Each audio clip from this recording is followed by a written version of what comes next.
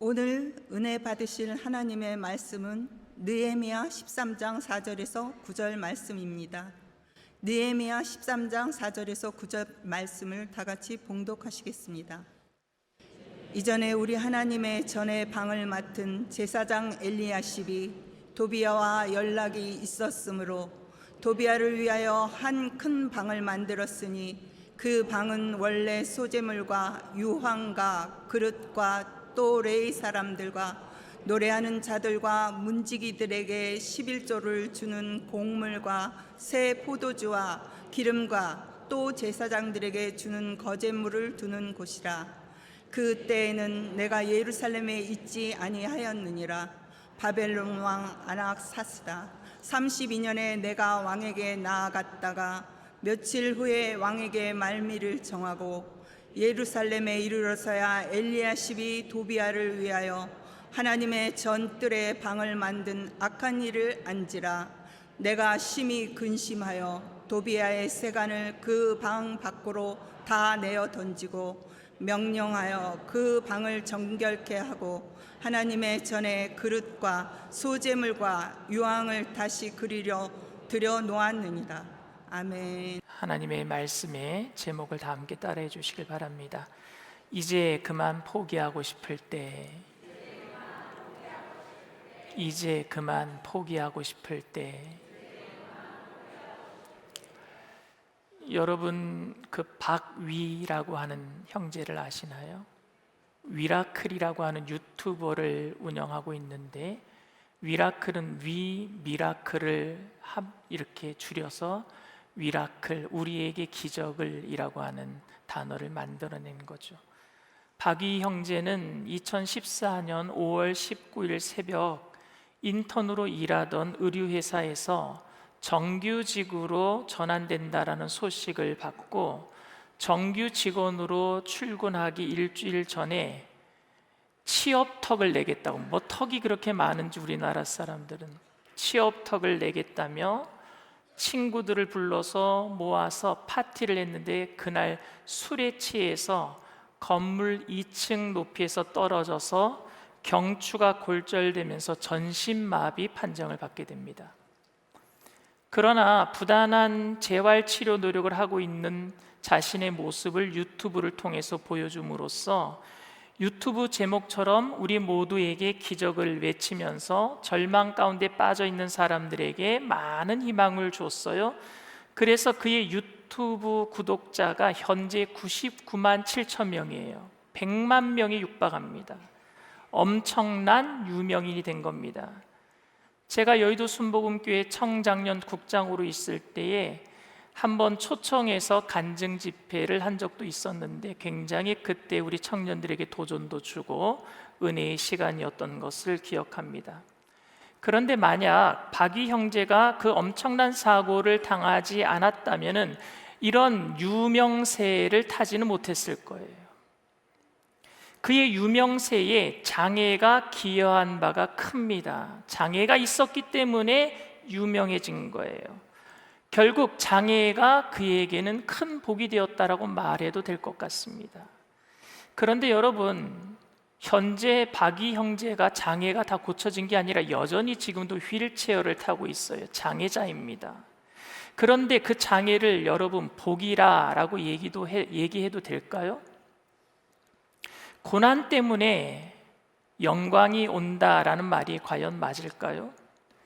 아직도 혼자서 화장실 가는 것이 힘들고 외출을 준비하기 위해서는 2시간 이상을 힘써서 남들의 도움을 받아야 되고, 매번 가족의 도움을 받고, 이제는 결혼해서 송지은 씨라고 하는 연예인과 결혼해서 그 아내의 도움을 받아야 하는데, 그리고 몸에는 아직도 감각이 없는 부분이 있어서 몸에 이상이 있든지 아니면 열이 오르든지 하면 직관적으로 감지해내지 않으면 위험에 빠질 수 있어요. 아파도 아픈 걸 못 느끼면요, 몸은요 망가지는 거거든요. 아직도 박위 형제는 고통 중에 있습니다. 그가 많은 사람들에게 희망을 주고 있지만 그는 간증하고 우리에게 희망을 주는 시간 이외에는 홀로 있는 시간, 그 고통과 싸워내고 있어요. 그래서 아마도 속으로는 이제 그만둬야 되겠다라는 그런 마음이 있지 않을까요? 너무 힘들잖아요. 자신도 힘든데 힘든 사람을 위해서 희망을 줘야 하고 아무렇지도 않은 듯이 살아야 하는 그 아픔이 있잖아요. 계속 다른 사람들에게 희망을 주는 일을 해야 하는 것이 부담감으로 그 사람을 지치게 하지는 않을까 생각해 봅니다. 저는 박위 형제가 늘 한결같이 장애의 아픔을 이겨내기를 기도합니다. 하지만 남들에게 희망을 주기 위해서 아프다고 말하지 못하는 고통으로 견디기 힘든 시간을 보내지 않게 되기도 바랍니다. 성경에 보면은 고통 중에 이제 그만하고 싶다라고 말하는 사람들이 등장을 많이 해요. 욥을 보면은요, 자신의 모든 재산을 도둑떼들이 와서 다 가져가 버리고 자신에게 있던 10명의 자녀들이 한꺼번에 집이 무너져서 몰살당하고 자신의 몸에는 악창이 들었을 때에 그는 원망하지 않았어요. 참아냈어요. 불평하지 않았어요. 그런데 욥기 3장에 가서는요, 자신이 난 날을 막 저주합니다. 그날 해가 없었으면, 그날 이 지구가 망가져 버렸으면, 내가 안 태어났으면 포기하고 싶은 거예요. 왜? 너무 아프니까, 너무 힘드니까 그만두고 싶은 거예요.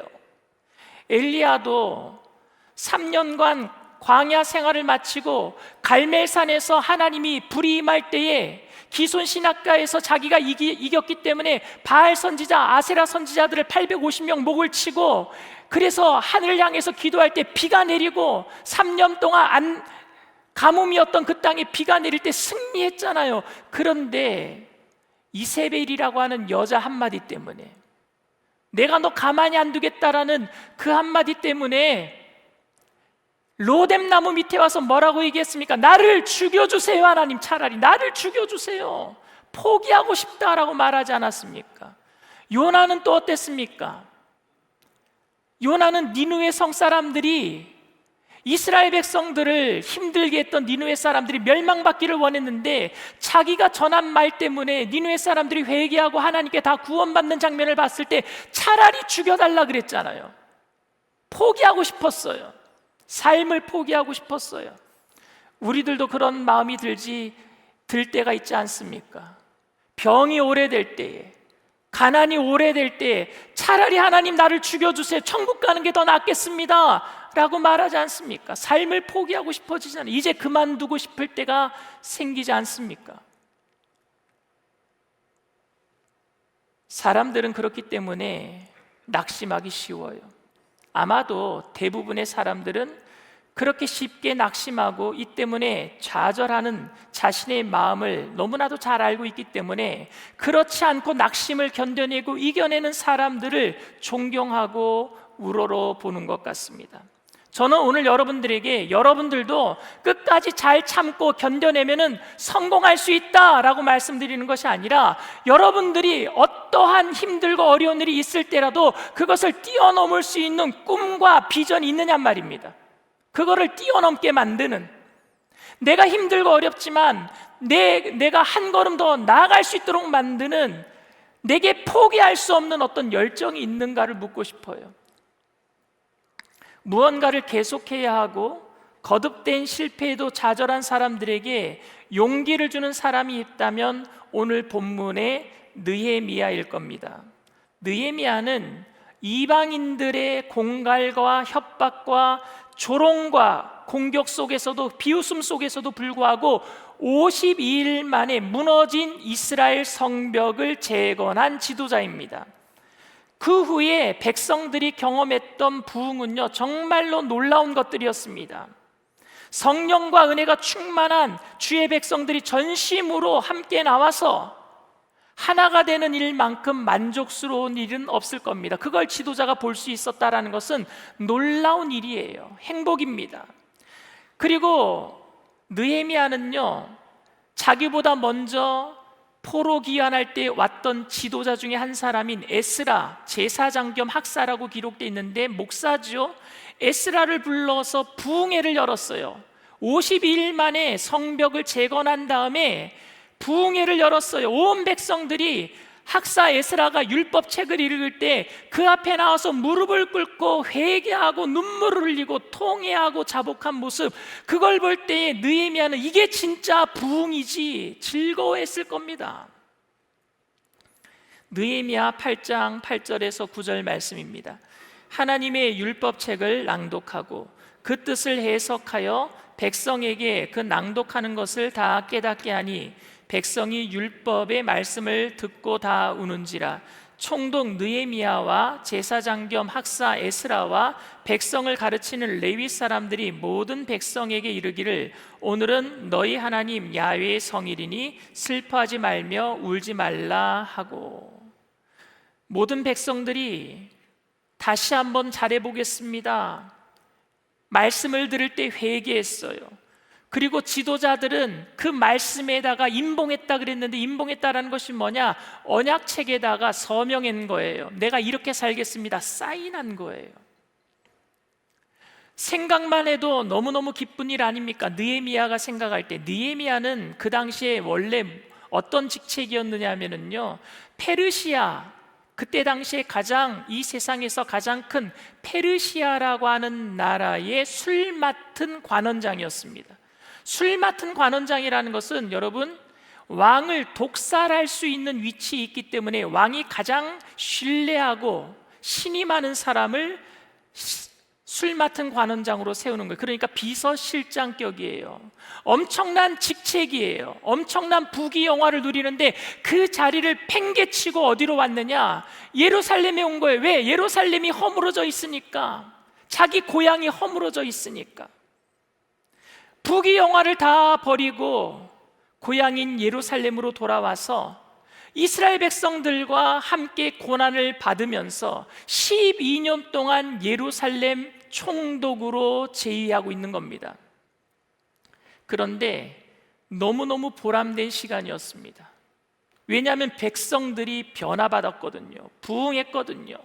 사실 느헤미야는 예루살렘에 가서 성벽만 세우고 성벽을 빨리 세우라고 아닥사스다 왕이 많은 물자를 대줬거든요. 그러니까 내가 성벽만 세우고 돌아가겠습니다 했는데 가지 못하고 12년 동안 예루살렘에 머물러요. 그러면서 그들을 부흥시키는 거예요. 공동체를 부흥시키는 겁니다. 느헤미야가 이제는 아닥사스다 왕에게 이제 안 돌아가면 안 되는 거예요. 12년 동안 머물러 있었으니까 이제 페르시아로 돌아갈 수밖에 없습니다. 그러면서 돌아갈 때쯤 백성들은 환송을 하면서 이 느헤미야에게 다짐을 합니다.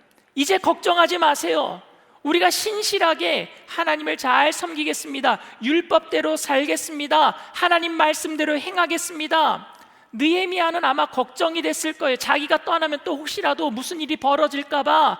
그래서 엘리야십 대제사장을 불렀어요. 제가 떠나더라도 이 백성들이 흔들리지 아니하도록 신앙 공동체로 잘 지켜주세요. 엘리야십이 대답하는 겁니다. 걱정하지 마세요. 느헤미야가 떠나더라도 제가 책임지고 이 부흥을 계속해서 이끌어 가겠습니다. 느헤미야는 페르시아로 떠났어요.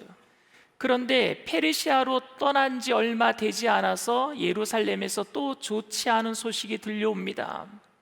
오늘 본문에 보면은 느헤미야가 아닥사스다 왕에게 나아가서 말미를 청하면서, 말미라는 건 뭐냐? 마지막으로 다녀올게요 라는 소리예요. 마지막으로 내가 예루살렘에 좀 다녀올게요.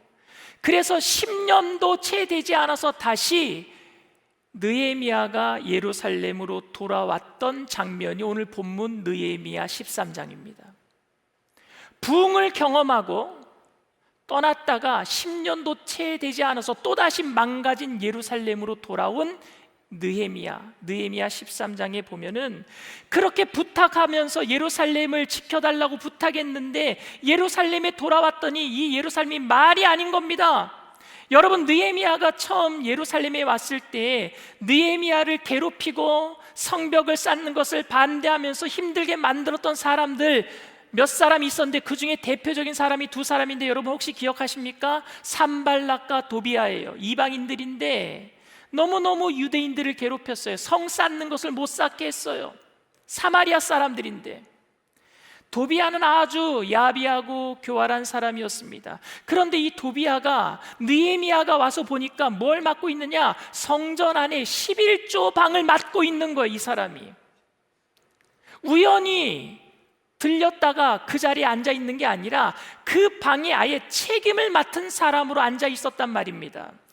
이렇게 하나님을 사랑하지 않는 사람이, 지극히 세속적인 사람이 그 하나님의 성전에서 제사장들과 성가대들과 문지기들에게 지급해야 하는 11조를 관리하고 있는 거예요. 그 헌물들을 관리하는 그 방에다가 재물을 쌓아놨는데 그게 제대로 제사장들에게 지급되겠습니까? 레위 사람들에게 지급이 되겠습니까? 성가대에게 지급이 되겠습니까? 그러니까 그 사람들이 떠나가는 거예요.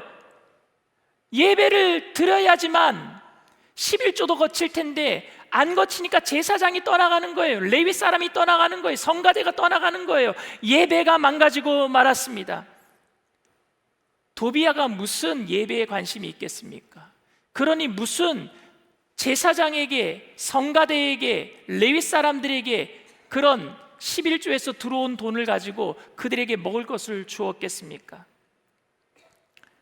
여러분, 사실 구약 성경의 마지막이 말라기죠. 근데 말라기 선지자가 언제 활동을 했느냐? 느헤미야가 12년 동안 이스라엘 백성들과 함께 부흥을 일으킨 다음에 페르시아로 돌아간 다음에 예루살렘이 또 망가질 때, 예배가 망가질 때 하나님께서 보낸 선지자가 말라기예요. 그러니까 느헤미야 10년 정도 공백 기간, 다시 느헤미야가 오기 전까지 그 10년 공백 기간 안에 누가 있었느냐? 말라기가 있었습니다.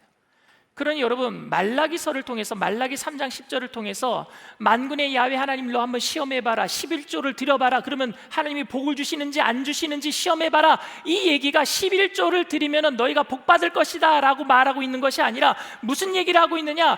예배를 통해서 예배 회복을 해봐라. 그래야지 레위 사람들이 돌아오고 제사장들이 돌아와서 그래서 11조가 채워지고 그래서 예배가 회복되지 않겠느냐? 하나님의 마음을 이야기한 줄 믿습니다. 복 받는 비결을 얘기한 게, 단지 복 받는 비결을 얘기한 게 아니에요. 사실은 하나님의 것을 도둑질한다는 것이 11조 도둑질하는 게 아니라 예배를 드리는 시간을 안 드리면 하나님의 것을 도둑질한다라고 얘기하고 있는 거예요. 예배를 빠지는 것이 하나님 도둑질하는 거잖아요. 내가 시간을 들여서 하나님께 예배 드리지 않은 게 하나님의 것을 도둑질하는 거잖아요. 예배가 망가져 있으니까. 어떻게 여러분 이렇게 예배가 망가졌을까요? 이스라엘 백성들이 타락한 이유가 여러분 뭐라고 생각하십니까? 오늘 본문 13장 28절에 이렇게 얘기합니다.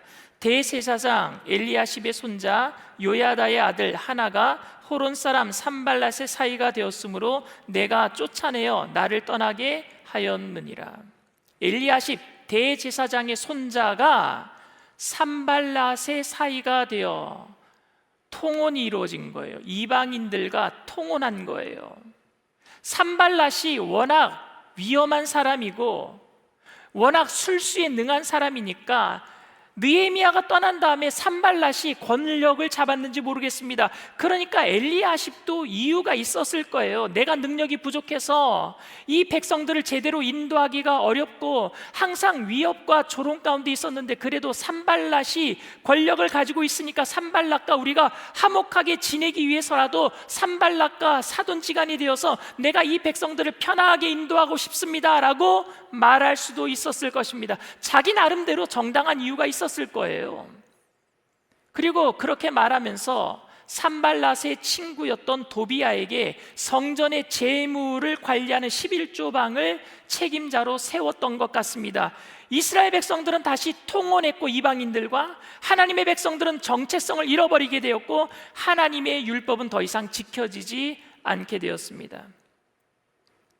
부흥이 있었을 때 그들이 율법을 들으며 회개하고 지도자들 앞에 나와서 언약서 앞에서 엄숙하게 서약했던 때가 있었는데 학사인 에스라를 모시고 하나님의 말씀을 들으면서 하나님을 떠나지 않겠다고 다짐하며 울며 회개하던 그 부흥했던 때가 있었는데 어떻게 여러분 삽시간에 이렇게 또다시 망가질 수 있겠습니까? 불과 10년도 되지 않았어요.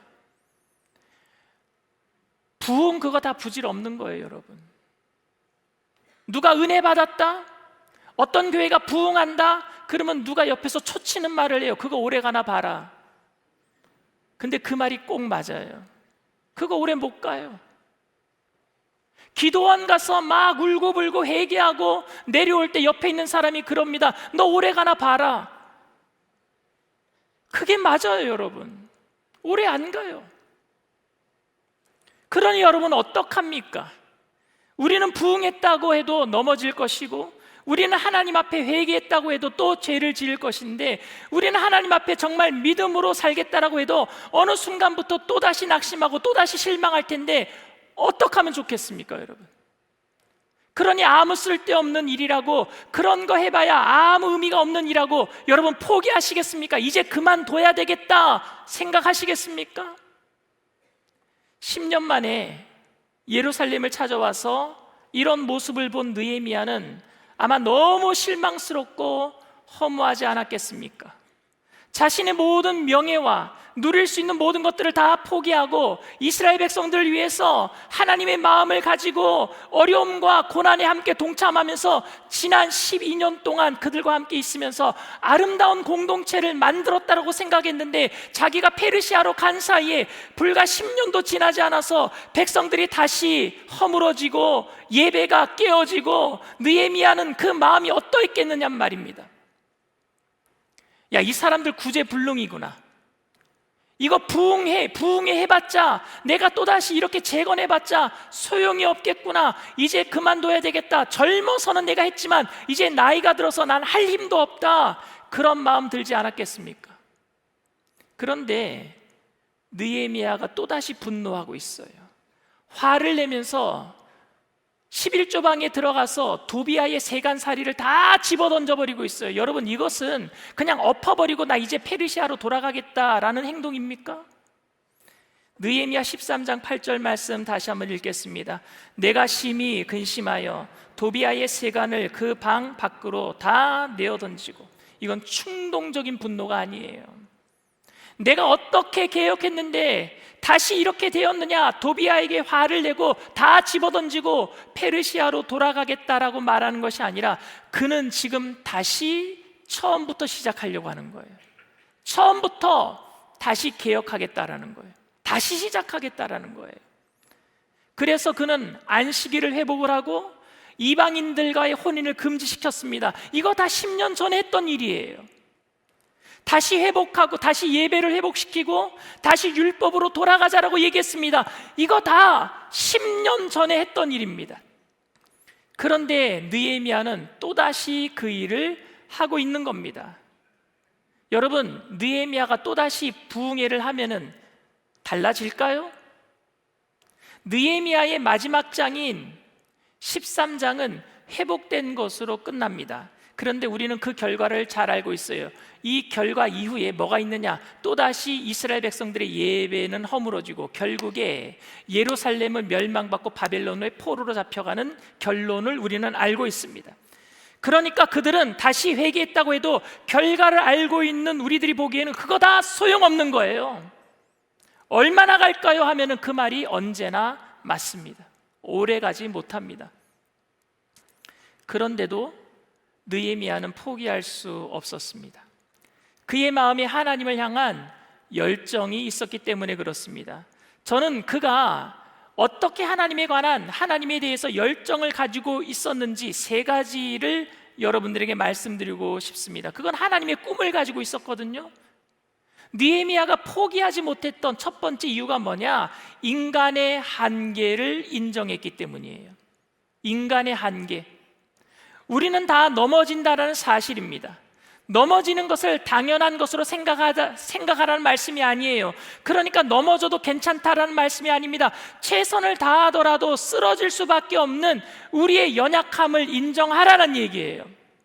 주님 다시 오시는 날까지, 우리를 하나님께서 영화롭게 하실 수 있는 날까지 우리는 온전하게 성화될 수는 없을 거예요. 그 예수님의 모습까지는 우리는 가지 못할 거예요. 그런데 계속해서 넘어지지만 일어나야 되지 않겠습니까? 연약하지만 연약함을 알고 일어나야 되지 않겠습니까? 스티븐 테일러라고 하는 목사님이 이런 말씀을 했어요. 하나님께서 어떤 죄에 대해서는 언제나 최종적 승리를 주시는 것이 아니라 반복적 승리를 주신다. 최종적 승리를 주는 게 아니라 반복적 승리 말입니다.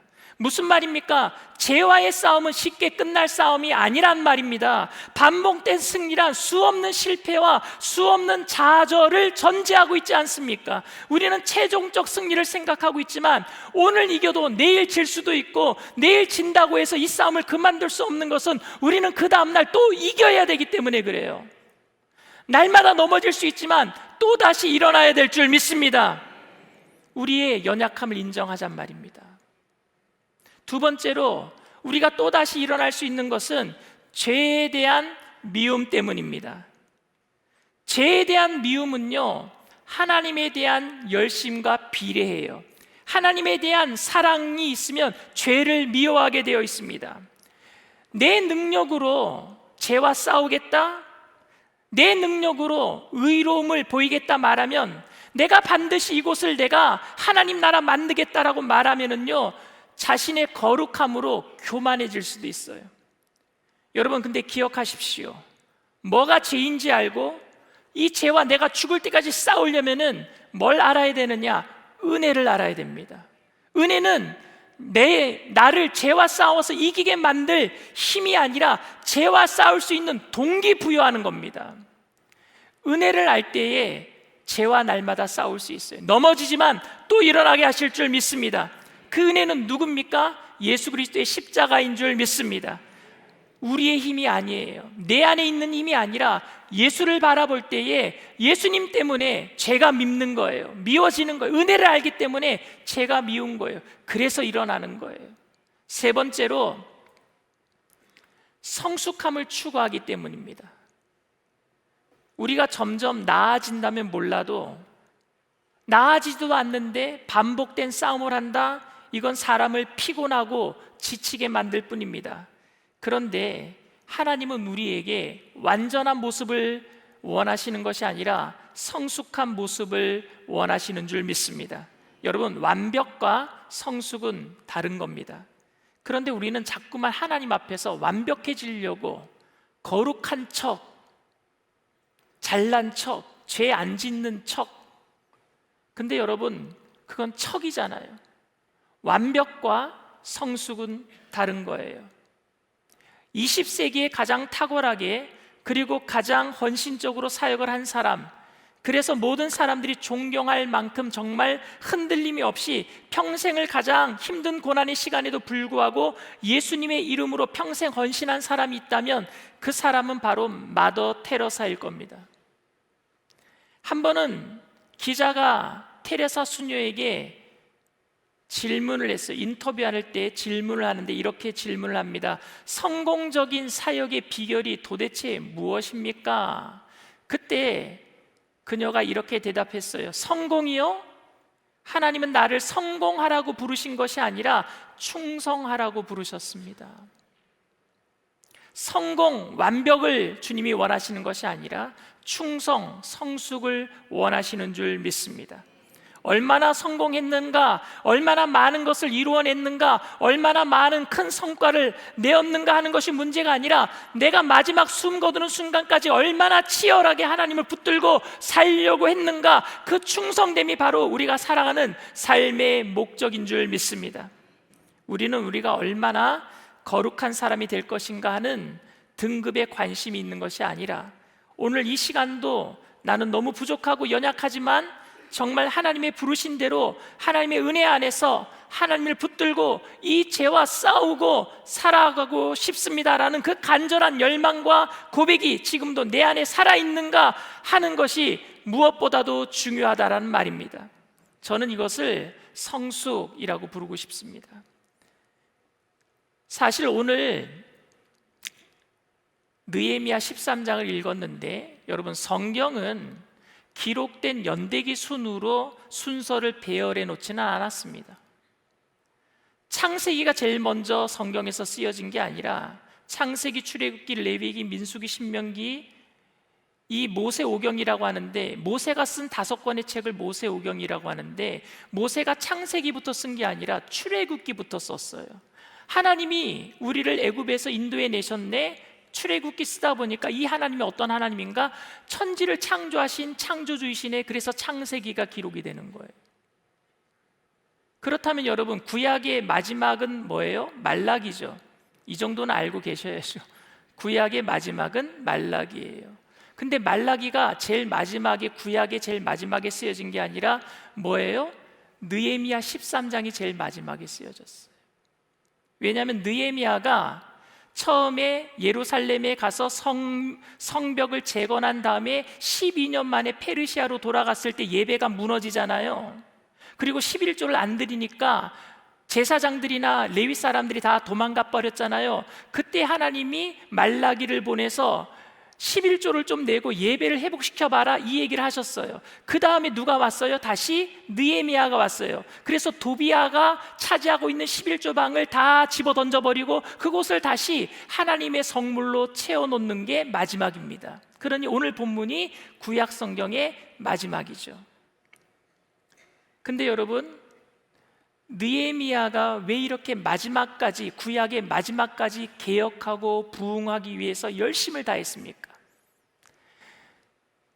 말라기 선지자 이후에 침례 요한이라고 하는 선지자가 나타나기까지 400년 동안 이스라엘은요, 암흑기를 가집니다. 왜? 하나님이 그때는 말씀을 안 하셨기 때문에 선지자가 나타나지도 않고 어떤 하나님이 보내시는 사람이 나타나지 않았기 때문에 그것을 신구약 중간기라고 하고 그것을 신구약 암흑기라 그래요. 중간기를. 근데 마지막이 누구였어요? 느헤미야였어요. 느헤미야의 개혁으로 끝납니다. 그럼 느헤미야가 왜 개혁한 거예요?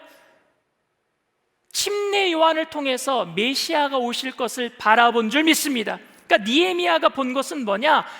예수 그리스도 메시아가 오심으로 하나님 나라가 이루어지는 것을 꿈꿨기 때문에 개혁했단 말입니다. 부흥회를 했단 말입니다. 넘어져도 일어났단 말입니다. 넘어져도 일어나야 될 이유가 있다면 무엇이에요? 하나님 나라인 줄 믿습니다. 예수님의 통치하심인 줄 믿습니다. 그 나라가 예수님이 이미 이 땅에 2000전에 오셔서 이루어졌고, 예수님이 죽으셨다가 사흘 만에 부활하셔서 천국에 가셨다가 다시 오는 재림의 때에 온전하게 이루어지게 될 줄 믿습니다. 그렇다면 오늘날도 우리가 부흥회를 해야 되고 개혁을 해야 되는 이유, 다시 일어나야 될 이유, 넘어져도 또다시 일어나야 될 이유가 있다면 주님의 나라인 줄 믿습니다. 하나님 나라의 꿈이에요. 그것 때문에 느헤미야가 포기하지 않았어요.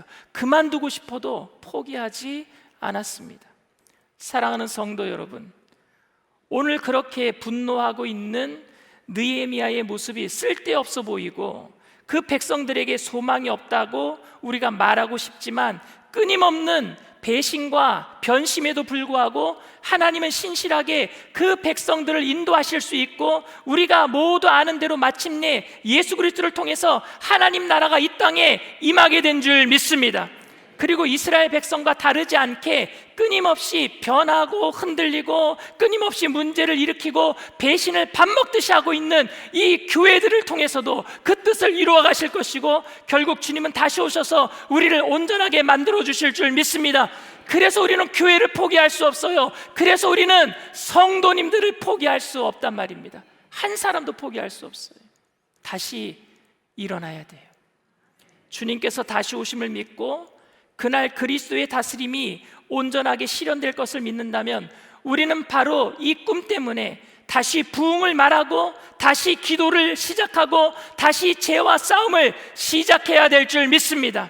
할 수 있어서가 아니라, 내 안에 할 수 있는 능력이 있어서가 아니라 꿈이 있기 때문에 그래요. 예수님 다시 재림하실 꿈이 있기 때문에, 주님의 나라가 온전히 이루어질 꿈이 있기 때문에 저와 여러분 모두가 주님의 온전한 다스림을 기대하며 믿음으로 또다시 일어나게 되시기를 주님의 이름으로 축원을 드립니다. 이 시간 말씀을 생각하시면서 잠시 묵상으로 기도해 주시기를 바랍니다. 오늘 저희 교회에 처음 나오신 분이 계십니까? 여러분들의 꿈은 뭐예요? 그냥 이 땅에서 잘 먹고 잘 살고 병 안 걸리고 무병장수하다가 죽는 겁니까? 여러분들이 죽고 난 다음에는 아무것도 없다라고 생각하세요? 그게 유물론이에요. 인간은 그냥 물질이다. 죽고 나면은 아무것도 남지 않는다. 근데 사람이 동물에서 진화했다라고 생각하면은, 동물과 똑같다라고 생각하면은 아무것도 없을 거예요. 근데 어린 아이들보다 지능이 좋은 동물들이 있어요. 조그만 아이들보다. 침팬치, 돌고래들은요 어린 아이들보다는 지능이 좋다고 합니다. 한 80, 90 IQ가.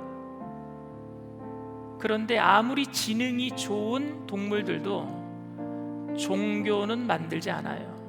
왜냐하면은 본능으로 살기 때문에 그래요. 사람들만 유일하게 동물이 아니기 때문에, 사람으로 창조되었기 때문에 뭔가 다른 것이 있다라고 생각하기 때문에 종교를 만들어요. 그런데 세상의 모든 종교들은요 자기가 만들어낸 거예요. 자기가 원하는 것을, 섬기는 것을 합리화시키려고, 돈을 원하면 물질 종교를 만들어내고, 이성을 좋아하면은 이성을 좋아하도록 만드는, 합리화시키는 종교를 만들어내요. 그런데 기독교만은 종교가 아닙니다. 왜? 사람이 만든 게 아니기 때문에. 죽고 나면은 영원한 세계가 열려요. 그 영원한 세계를 언제 준비하느냐?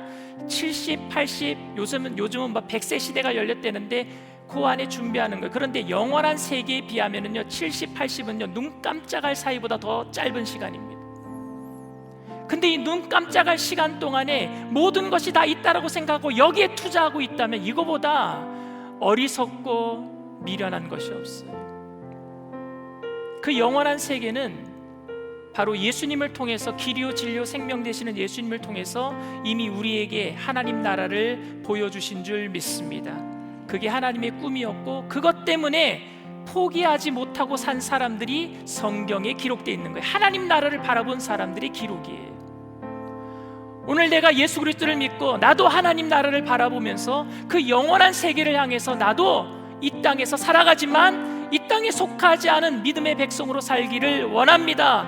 결단하시는 분들은 그 자리에서 일어나 주시길 바랍니다.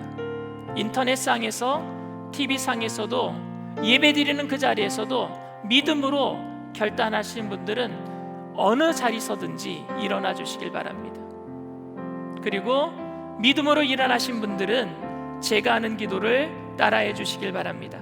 하나님 아버지, 저는 죄인입니다. 어디에서 와서 왜 살며 어디로 가는지 알지 못하고 방황하며 살았습니다. 저의 죄를 위하여 십자가에서 죽으시고 부활하신 예수님을 제 구주로 모셔드립니다.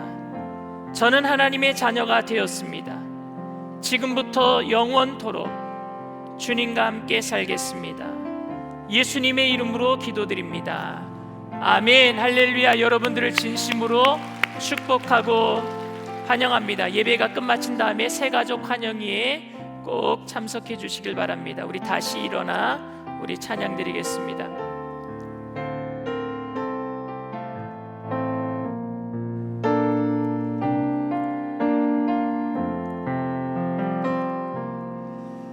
나는 내 마음의 복음이 흥했던 곳에서 다시 아버지를 만나고,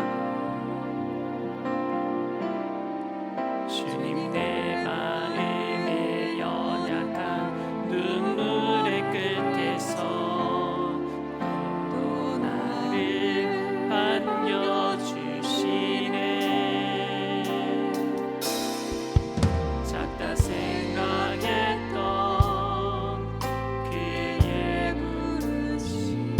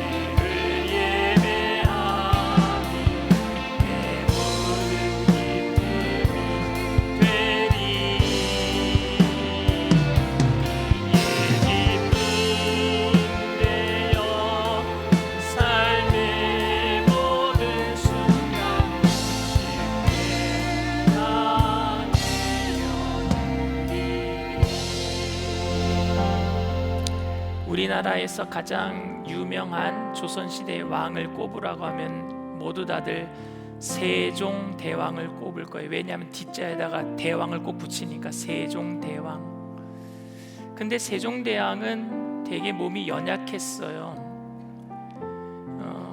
나라가 세워진 지 28년 되는 해에 왕이 됐으니까 나라도 많이 기반이 흔들리고 있을 때죠. 35살에 기록에 보면 소갈증이라 그래서 물을 많이 먹고 소변을 많이 보는, 그러니까 당뇨병인 것 같아요. 그리고 40 되던 해에 눈이 많이 침침해져서 사람들을 못 알아봤다라는 기록이 있습니다. 몸이 비대했대요. 재위 32년 동안 또 일은 얼마나 많이 했는지 워커홀릭이었어요. 새벽 2시, 3시에 일어나서 20시간을 업무를 봤대요. 그것도 앉아서만. 몸만 약한 게 아니라 가정사도 완전히 풍지박산이에요. 그의 아버지 태종은요, 조선 최고의 킬러였습니다. 숙청의 왕이었어요. 세종에게 세자 책봉을 한 다음에 그 형 양녕대군을 폐위시켜 버립니다. 그러니까 형에게 대한 부담감도 많았을 거예요. 자기 형이 있는데 형을 폐위시키고 자기가 세자가 됐으니까. 그런데 자기에게 아내가 있어 소원왕후 심씨라고 있었는데 그 외가 쪽 집안을 몰살시켜 버렸어요, 자기 아버지가. 그러니까 소원왕후는요, 세종에게 시집온 죄로 아버지가 죽고 어머니는 노비가 되어버렸어요. 그래서 소원왕후는요, 시름시름 앓다가 죽어버려요. 그런데 세종에게는 또 두 아들이 있었거든요. 광평대군, 평원대군. 그 두 아들이요, 해를 이어가서 죽어버려요. 연이어서 죽어요. 정소공주 딸도 있었어요. 그 정소공주는 13살에 죽어요. 근데 기록에 보면은요, 죽은 딸을 안고 한동안 세종이요, 그 시신을 내어주지 않아서 장례를 못 치렀다는 기록도 있어요.